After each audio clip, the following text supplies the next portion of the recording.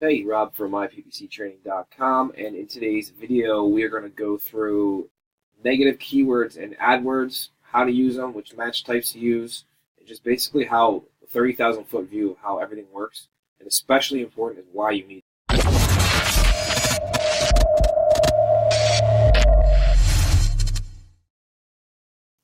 Okay, so today we are going to go through negative keywords. So first, obviously, you want to be logged into your AdWords. We're going to go into our XYZ Roofer campaign, so example campaign, and how you're going to find your negative keywords, where to add them. Go into your campaign. You'll see your little navigation bar here, with keywords.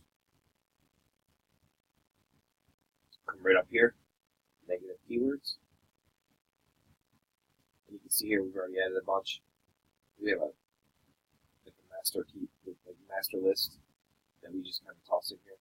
So what are negative keywords? Negative keywords essentially are keywords that you tell Google, you drop into your negative keyword list, and that tells Google that you do not want to show your ad for any search query typed into Google that has this specific word in it.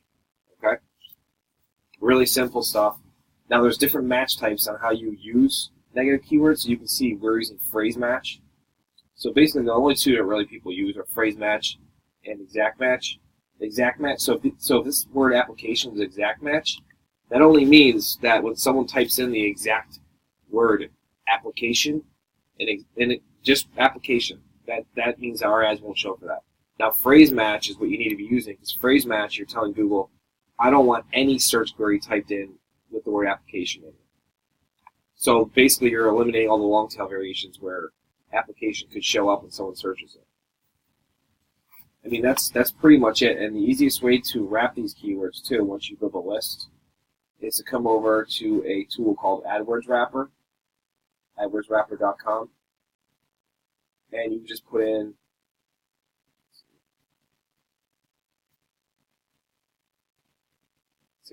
that's your keyword you want to negative out,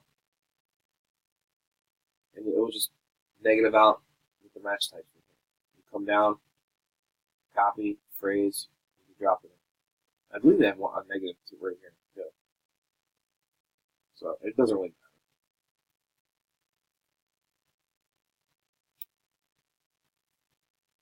Literally the same thing. So this is it. And you take your phrase match or your exact match, depending, and you drop it. You go here, click the plus sign.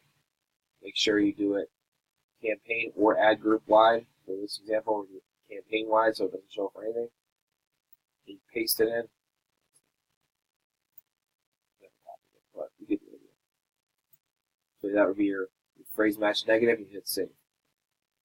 And that's it. And it's really important because by having a large list of negative keywords, this is what's going to save you so much money on wasted ad spend. Especially if you're using broad match keywords, which honestly you shouldn't be in the first place.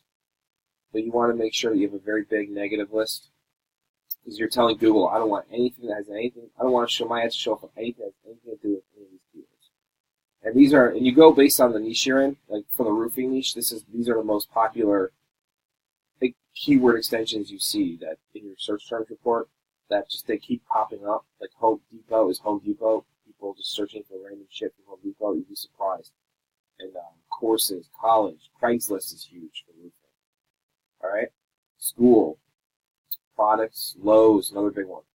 So you want to kind of start building now a master list and just keep it in Excel or Google Doc or whatever of like just generic stuff that can apply across multiple niches.